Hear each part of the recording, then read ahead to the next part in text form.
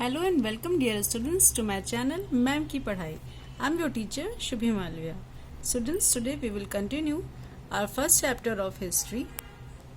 Our chapter is nationalism in Europe in the 19th century, and we will going to start factors for the emergence of the idea of nationalism and nation state.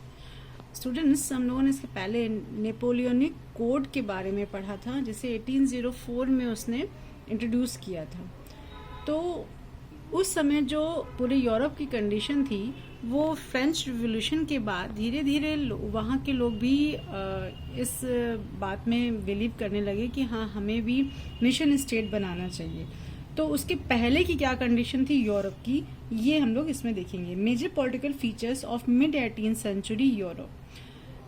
जब mid 18th century थी, तब Europe में जैसे कि आप लोगों के Germany, Italy और स्विट्जरलैंड जो थे, it was divided into kingdoms.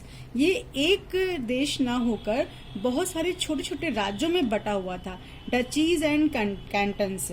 और whose rulers had their own autonomous territories. और इनके जो राजा लोग थे, वो autonomous means self government territories रखते थे. Eastern and central Europe were under autocratic monarchies ruling over diverse people. और जो सेंट्रल यूरोप था, वहां पर मोनार्की थी, जो कि डाइवर्स पीपल मीन्स वहां पर जो भी लोग रहते थे या जो भी आते थे या डिफरेंट टाइप के थे, उन सब पर वो लोग रूल करते थे. They did not have any common identity और कॉमन कल्चर. उनके पास इतने सारे लोग पास में रहते थे, लेकिन फिर भी उनमें कोई कॉमन चीज नहीं थी. They spoke different languages and belong to different ethnic groups. अलग अलग लैंग्वेजेस बोलते थे, अलग अलग एथनिक ग्रुप्स के होते थे. Habsburg empire that ruled over Austria Hungary was a patchwork of different regions and people. और जो हैब्सबर्ग एम्पायर था, वो पूरे की पूरे ऑस्ट्रिया हंगरी में एक पैच वर्क की तरह था, मतलब अलग से जैसे दिखने वाला या एकदम अलग ही वो था. People of Alpine regions, the Tyrol, Austria and the Switzerland, ये लिखा होगा, इसे गलत लिखा गया है, and Bohemia were the aristocracy was predominantly German speaking. वहां के जो लोग थे, वो जो दो एरिया बताया गया है, वहां पर जर्मन स्पीकर्स थे. Lombardy and Venetia which were Italian speaking regions, वहां पर लोग इटालियन बोलते थे. And in Hungary half of the population spoke Magyar while the other half spoke variety of dialects. Means Hungary का हाफ पोर्शन जो था, वहां पे मैग्यार बोली जाती थी, और अदर हाफ में वैरायटी ऑफ डायलेक्ट्स मीन्स उसमें भी अलग अलग बोलते थे languages. In Galicia the एस्ट्रोकेसी spoke Polish, और गैलिशिया में पॉलिश बोलते थे. Beside these dominant groups there also live with the empire a vast number of pigeon people, the Bohemians and Slovaks to the north, Slovaks in Carinthia, Croats to the south and Romans to the east in Transylvania. Such a diverse group of people could not promote either political unity or collective identity. और ये peasant थे, ये भी किसी भी तरह की collective identity को नहीं शो कर पाए. ये सब भी अपनी अपनी लैंग्वेजेस और एथनिक ग्रुप में डिवाइडेड थे या बोलते थे. The only factor that bound them together was their allegiance to the emperor. केवल एक एम्परर के अंडर में रहने का ही के कारण ही वो सब की सब बाउंड थे एक साथ रहने को. अदरवाइज कोई भी ऐसी कॉमन चीज नहीं थी जो कि उन लोगों को सेपरेट करता या नेशनलिज्म की भावना उनके अंदर आती. तो ये आप देख रहे हैं कि इस वजह से भी नेशनलिज्म उभरा कि वहाँ के लोग पहले अलग थे, लेकिन बाद में उनके अंदर धीरे धीरे ये फीलिंग्स लाई गई. Rise of new social groups in the 19th century. अब जो ग्रुप्स थे, उनमें एक नया सोशल ग्रुप उभर कर आया, जिसका नाम था मिडिल क्लास. क्योंकि पहले जो लैंडेड एरिस्टोक्रेसी था, that was dominant class in Europe both socially and politically. जो एरिस्टोक्रेसी था, वो वही ही डोमिनेंट था, मतलब वही राज्य कर रहा था सारे पूरे लोगों पर, और सोशली भी और पॉलिटिकली भी. They own large states in the countryside and also town houses. और उनके पास बहुत सारी जगहें या स्टेट्स होते थे, चाहे वो गांव हो चाहे वो शहर हो. They spoke French in high societies, वे बड़ी बड़ी सोसाइटीज में फ्रेंच बोलते थे, और वो लोग एक दूसरे की फैमिली से, वो बहुत ही थोड़े थे in number, but their families were often connected by ties of marriages, लेकिन एक ही दूसरे की फैमिलीज में, क्योंकि वो हाई सोसाइटी के लोग थे और डोमिनेंट थे, तो एक दूसरे की ही घरों में शादियां करते थे, जिससे वो एक दूसरे फैमिली से कनेक्टेड थे. In western part of Central Europe, the growth of industrial production and trade mean the growth of towns and emergence of commercial classes. Western Europe में थोड़ा बहुत जो इंडस्ट्रीज थी उसका सेटअप हुआ, जिसकी वजह से इमर्जेंस ऑफ कॉमर्शियल क्लास है, जो कॉमर्शियल वर्क करने के लिए जो लोग थे उनका अभ्युदय हुआ, वो लोग उभर कर सामने आए. They have no interest in the land or its cultivation. They were mainly interested in production for the market. उनको कल्टीवेशन में या एग्रीकल्चर में कोई इंटरेस्ट नहीं था, ये सिर्फ मार्केट और मार्केट वर्क में इंटरेस्टेड थे.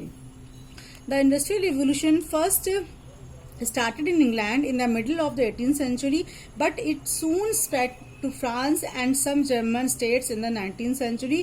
और आपको पता ही है कि 18th सेंचुरी से इंग्लैंड से स्टार्ट हुआ था इंडस्ट्रियल रिवोल्यूशन, जो कि बाद में जर्मनी तक पहुंचा.